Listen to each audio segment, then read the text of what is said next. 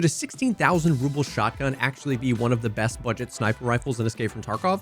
Actually, yes. Of course, we're talking about the MP18, a brand new break action gun that was added in the most recent wipe to Escape from Tarkov. And while I definitely thought this thing was just going to be a meme, there are actually use cases for it, and it definitely sits as one of the best budget guns in the game. So let's talk about it. Before we dive in, I want to tell you about an insane giveaway that we are doing where you could win a free gaming PC, free pizza, and even a fully paid family vacation. This month, we are partnered with and sponsored by Capital One, showing off their online shopping tool, which is a browser extension that searches the internet for hundreds of thousands of coupon codes to save you money while you shop online. It's completely free, and we've already had tons of people in the community save a bunch of money. But we're not stopping there. They're partnering with Upstream to do a pretty insane giveaway at the end of the month. What we are giving away at the end of the month is determined by how many people installed the browser extension. We are already at over 1,000 installs, which means the current giveaway is a brand new gaming PC, an entire streaming setup, and free pizza every week for an entire year. Now, we've got a few weeks left, so they went ahead and added some stretch goals for us. If we hit 1,500 installs, they're adding on top of all those things a 55-inch 4K curved gaming theater screen made by Samsung.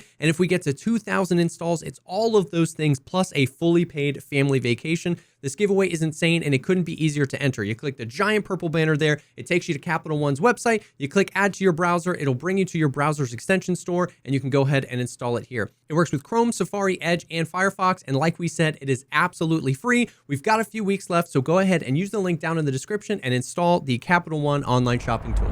So like we said, we are talking about the MP18 break action single shot rifle, and we can take a look at some of its characteristics here. Most notably, as you can see up in the top left, this is actually considered a shotgun. Now, I am no firearms expert. I know that there are actual reasons why in real life this is also considered a shotgun, but I don't necessarily know exactly what they are. But suffice it to say, it's a shotgun. So this actually counts as an MP series shotgun in Escape from Tarkov. So there are certain quests that require you to use MP series shotguns, and you can actually use this even though it is chambered in 7.62 by 54R, which is the same ammo that a Mosin or an SVD will use. So it's kind of weird. It's not a bug. It's classified as a shotgun and an MP series, so you can use this for some of your shotgun quests. That's pretty cool.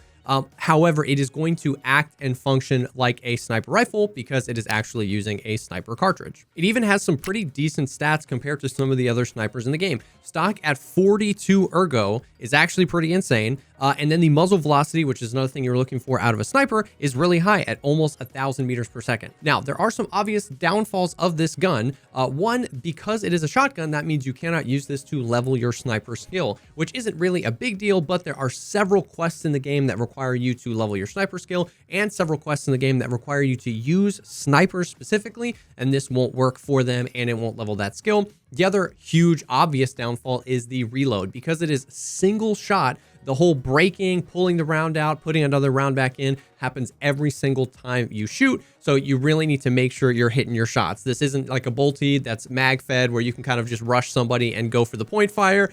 This is going to take a long time to reload. The other thing working against this gun is the MOA. It comes in at just over 3 MOA, which means at extremely long range fights, it can be a little inaccurate. However, in my experience with the gun, it hasn't been too much of an issue, and I know other people that use this gun pretty regularly as well. In Tarkov, realistically, most of the even long-range encounters happen between the like 70 and 80 to maybe out to 150 meter mark. Unless you're out there like really rogue farming on Lighthouse from one position, trying to hit those 200-300 meter shots, it's not going to be something that affects you too much. However, it is something to take note of, and it does kind of firmly place this as a good budget sniper, but not a super long-range budget sniper. But other than those obvious downfalls, this thing is actually pretty insane. So we can compare it to some of the other most used rifles in that category, which are going to be something like an SVD or a Mosin.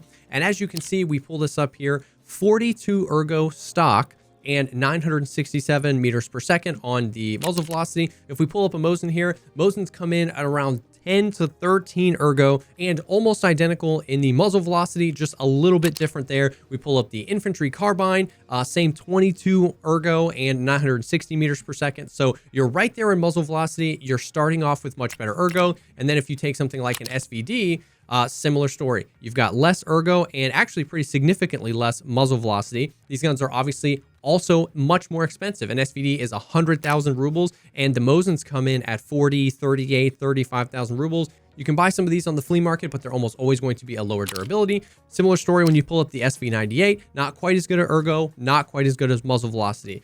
Another thing the MP18 has over some of these other weapons is its weight as well, especially this wipe with the revamped overweight mechanics. It seems like you're always overweight, really hard to level strength, really hard to move around. Every kilogram matters. The MP18 comes in at about 2.8, and you can take a look at some of these other ones. A Mosin without an optic is 4.8, the SV98 5.1, the SVD 4.3. So especially comparing these to something like the bolt action rifles, where you'd often want a secondary weapon, using the MP18 alongside a pistol or a SMG or something like that is going to help keep your weight down. Additionally, the price of the MP18 is really where it shines. You can get this from level 1 Jaeger. So as soon as you unlock him, you can start buying these for 16,000 rubles. You can only buy 2 per reset, but 16,000 rubles is insanely cheap.